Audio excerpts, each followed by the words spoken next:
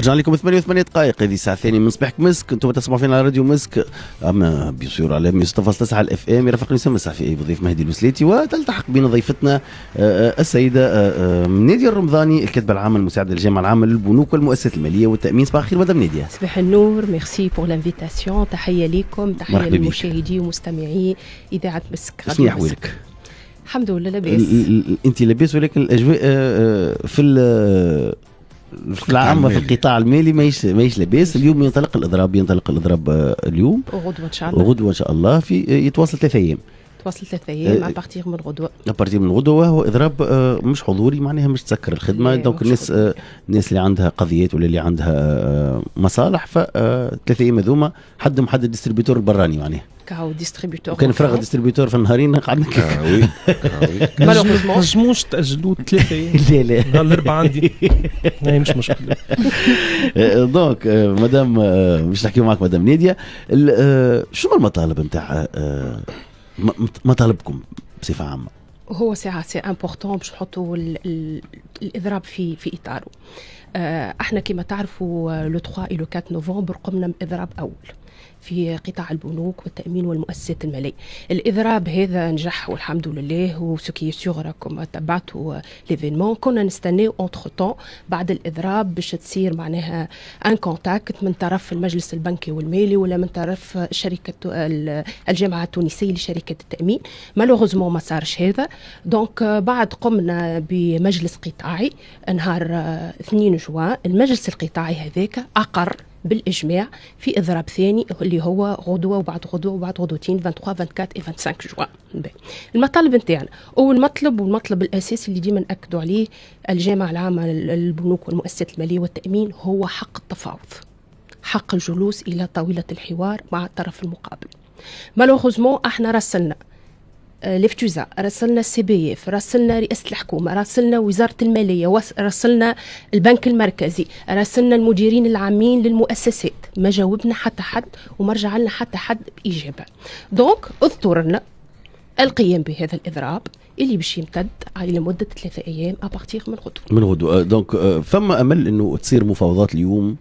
والله هو الإنسان لازم يكون ديما أوبتيميست. بالضبط. أنا بيرسونيلمون جو سوي أوبتيميست، وننتظر انهم باش يحلحلوا الامر وباش يحلحلوا الوضع، على خاطر الاضراب هذا كما تعرفوا يمس تصويره بلادنا، يمس تصويره مؤسساتنا، يمس قطاع مالي اللي هو قطاع حيوي بالضبط داخل بلادنا. دونك احنا كلنا امل باش يتم حلحله الامور اليوم ان شاء الله. احنا شفنا انه اثر جدل كبير 17 شهريه. السيد الكاتب العام شكرا خرج في احدى الاذاعات وقال احنا ناخذ في 17 شهريه وشوي في برنامج واحد على الويب كتيب 17 شهريه. الناس خاطر توا حتى الناس يقول لك اذا بنكيجي يوصل لعمل الاضراب ف 17 شهريه، فما ناس ما خلصتش على شهريه. لهنا البوليميك اللي صارت، كونتراديكسيون اللي صايره. يعني اذا البنكيجي يعاني، ما البنكيجيه تعاني وليتوا عليه. والله هو سي امبورطون، لازمنا نوضحوا للراي العام. احنا ناخذوا في 12 شهريه مش في 17 شهريه. 12 شهريه الكونفونسيون كوليكتيف تقول 12 سالير. لي زوتر سو سون دي بري. كيما فما برشا قطاعات تتمتع ببريمات، وفما دي سيكتور اللي ياخذوا اكثر من البنكاج. فما دي سيكتور كيما لو سيكتور بتروليي ولا لو سيكتور دو تيليكومونيكاسيون، فما ناس توصل ل 20 و 21 شهري. دونك اليوم راهو البنكاج عنده 12 شهري، عنده بريم دو روندمون 1، بريم دو روندمون 2 كومبليمونتير، اللي كيما الناس الكل اللي قاعده تاخذ فيه البنكاجي والا العامل في مؤسسه التامين ولا في لي سوسيتي فينانسيير كيما لي ليزينغ. دونك عندنا 12 شهري وعندنا دوطخ امتيازات كيما الناس الكل في القطاعات. اما احنا الاشكاليه الكبيره مش هذا، هو غير انت اليوم تخدم في قطاع رابح والحمد لله. احنا كان اون ريزومي نقول لكم على البنوك، راهي اليوم البنوك اللي تون تران دو بروغريسي وما شاء الله، واحنا فرحانين بهذا. مش تخسر البنوك في تونس، مش تخسر البنوك. عندنا اون اوغمونتاسيون في البي ام بي في البرودوي نيت بانكير دو 4.3%، نحكي على 2025. عندنا اون اوغمونتاسيون دو 11.4 في الشيفر دافير بور لي كومباني دي اسيورونس، نحكي على لاني 2025. دونك الحمد لله قطاعنا قاعد يقدم، باستثناء بالطبيعه بعض المؤسسات اللي في طور التعافي وهذاك موجود بارتو.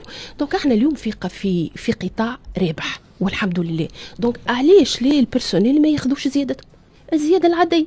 نتاع 2025 اللي اعتدنا نعملوا عليها مفاوضات شاك 3 ans ويقعدوا لفتوزا وسي بي اف مع لي بارتنير سوسيو ويقرروا هالزياده هذه. شنو نوصلوا لدرجه المفاوضات وقت اللي هي مساله معناها تقنيه اوتوماتيكيه نورمالمون؟ هي راهي ماهيش مساله تقنيه اوتوماتيكيه، هي اللي جرت به العاده صافي دي زاني اي دي زاني اللي احنا شاك 3 او بيان 2 ans تراسل الاتحاد المتمثل في الجامعه العامه للبنوك والمؤسسات الماليه والتامين، تراسل الاطراف المقابله اللي هما الفتوزا جهه التامين والسي بي اف كوتي بنك، تراسلهم وتقول لهم يجيو نقعدوا الى طاوله المفاوضات. دونك احنا في المفاوضات هذيك نطرقوا الامور ترتيبيه ونطرقوا للجانب المالي. دونك كوتي سي بي اف ما جاوبوناش، بعثنا لهم بوكو دو كوريسبوندونس. شنو التعلم نتاعهم والتعليل حتى تعلم انا والله ماذا بيا السؤال الفتوزا جاوبتنا تو نجيك انا ماذا بيا السؤال هذا يتوجهوه للفتوزا والسي بي اف. انا جاتوندي الحقيقه باش واحد منهم يخرج للاعلام ويفسر شنو التعلة نتاعهم، علاش ils ont refusé باش يقعدوا معنا. مانيش نحكي على لي تو لي نيغوسياسيون قداش لو بورسونتاج دوغمونطاسيون، سي با سا. اليوم مشكلتنا الاعظم والاكبر ان احنا نقعدوا لطاوله الحوار كيما مستنسين نعملوا. كوتي افتوزا جاوبونا وقعدنا مع بعضنا، عملنا 3 جلسات وكانت جلسات ناجحه في كونستركتيف، وصلنا للمرحله الاخيره اللي احنا باش نتفقوا على تو باش نصحوا وتو نكون سحبوا من طاوله الحوار وما عادش يجاوبوا على تليفوناتنا، على ميلواتنا، على لي كوريسبوندونس نتاعنا من غير ما عندنا حتى السبب مقنع. خلينا نفسروا اكثر العباد، خاطر قطاع معناها تكنيكمون معقد شويه بالنسبه نبسطوا للناس اللي تسمع فينا، خاطر الناس يقول لك تو تحب نحكيو معناها بصراحه، يقول لك الناس انتم مش تعطلوا مصالح بعض المواطنين، مش بعض برشا مواطنين، يقول لك احنا شنو ذنبنا به ما فماش في الاضراب هذه، ما فماش مثلا استثناءات او مثلا محامين مثلا كي يعملوا اضراب، فما جلسات تصير في النهار هذيك العماده نتاع المحامين مثلا تعين محامين باش يكونوا كتسخير، يمشيوا اجلوا الجلسات، يعني الانسان ما يتعطلش المصلحه ما تعطلش المرفق العام. ما فماش هكا باش تصير في البنوك مثلا حد انه يتم تسخير بنكه ولا اعوان؟ سورتو شفنا بريود الاخر خدمتوا بالشارع الحمراء. خدمنا احنا من بعد المجلس القطاعي، من ضمن التحركات اللي اقرها المجلس القطاعي هو حمل الشارة الحمراء في اماكن العمل. دونك لحد الان ما زلنا حاملين الشارة الحمراء كتعبير على الغضب نتاع الموظفين وغضب الاعوان، وحابين قلنا خلي الشارة الحمراء بالكش سي ان سيني كي بو معناها يبدا بور ريزودر لا سيتوياسيون، لكن مالوغوزمون ما صار حتى شيء. الارتيكل 412 هذا شنو حكيته؟ الارتيكل 412 هو يهم بالاساس موظفي القطاع البنكي. الارتيكل 412 هذا يهبط في اللوا 41 2024. اللوا هذه اقرت معناها التغيير في بعض فصول المجله التجاريه، منهم الفصل اللي يخص لي تو دانتيغي، معناها نسبه الفائض.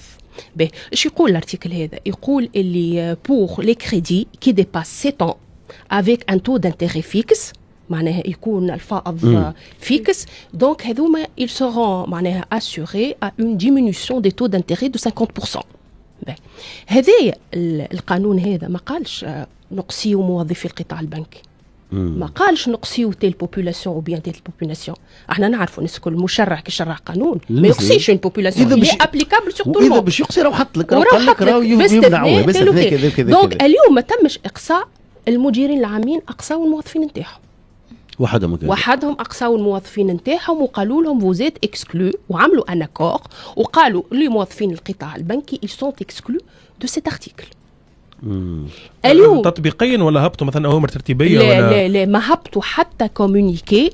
اما اي بيرسونيل يتقدم بمطلب لتخفيض وللتمتع بالارتيكل 412 ما يعملوا له غفو وما يجاوبوهوش براتيكمون.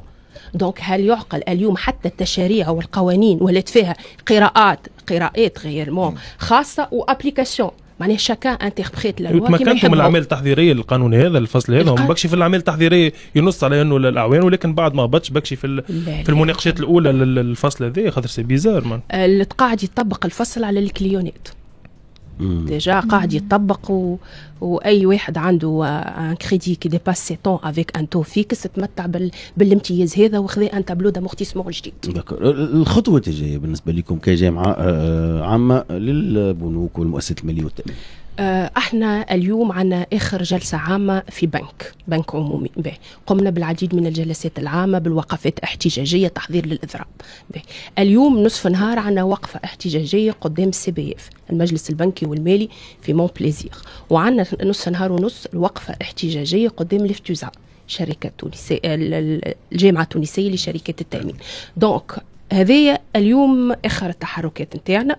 غدوه باش نقوموا بالاضراب نتاعنا 23 24 25. بعد الاضراب كالعاده نعملوا مجلس قطاعي. المجلس القطاعي يقيم الاضراب وياخذ لي نيكست ستيب ولي ديسيزيون ابروندر.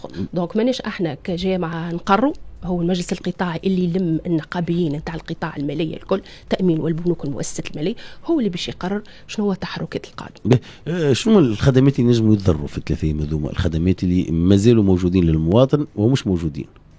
الخدمات البنكيه، الخدمات البنكيه اللي مازالت متوفر للمواطن في 3 ايام هذوما نتاع الاضراب، شنو والله هو سو كي سور اليوم يوم عمل، معناها باش يصير لو شارجمون دي داب، باش تصير دي اوبيراسيون، فما ديجا تحضيرات باش يصبوا اليوم لي سالير دي روتريتي، دونك فما دي انتيسيباسيون او نيفو دي سالير اللي خذتها البنوك، خاطر البنوك علاش كان شفتوا الكومونيكي نتاع البنك سنترال اللي هبط طويله البارح، دونك الكومونيكي نص على العديد من لي زاكسيون تحضيرا للاضراب نتاع 23 و 24 و 25. دونك سو كي سور il y aura معناها دي اوبيراسيون كي سون اكتيف و ديسپونيبل المواطن اليوم. لا نحكي لك ابارتيغ اي في الاضراب. يعني قلت لك فما ديجا بوكو داكسيون هبطوا في الكومونيكي اللي باش يتم اخذهم بعين الاعتبار في البنوك باش لتسيير ولتسهيل الخدمات طيله ايام الاضراب. شكرا لك مدام نيدي. مازالش عندك حاجه اخرى تحب تقولها ولا عندك؟ والله انا عندي جوست ان ميساج نحب نعديه في الاخر بالكل. دونك انا نقول يا ناس حكموا مصلحه بلادنا، حكموا مصلحه البلاد، حكموا ليماج دو مارك دو نو سوسيتي، راهو مش حلو ايتيكمون حتى اللي قاعد صاير. دونك احنا راهو ماناش نعجزوا في شركاتنا، بالعكس احنا فرحانين برشا اللي شركاتنا رابحه. دونك مازال عندنا امل في الأطراف الاجتماعية الكل باش يتدخلوا، بما فيهم وزارة الشؤون الاجتماعية اللي كانت تعمل قبل جلسات صلحية. احنا راهو بعثنا برقية تنبيه بإضراب، ماهيش برقية إضراب. دونك في أمل أنهم يعيطونا كوم دابيتود. وزارة الشؤون الاجتماعية تعمل جلسات صلحية، عنا أمل في وزارة المالية باش تتدخل، عنا أمل في الحكماء والعقلاء نتاع القطاع المالي والتأمين والبنوك. شكرا لك مدام نيدي. شكرا. تفضل. جوست واحد تواصلوا مع جيميناي لازم يصلحوا معلومه خاطر حاطين 17 شهري. جيميناي وتشات جي بي تي تواصلوا معهم برا. مو هو قالت لك فسرت هكا بالحرف 12، ولكن جيميناي مش يوصلوا ل 17 شهري. جيميناي سميهم انت 17 شهري خاطر ساعات البريم يوصل شهريه، فهمت؟ هو كل مؤسسه زاده وخاصيتها. شكرا لك مدام نيدي.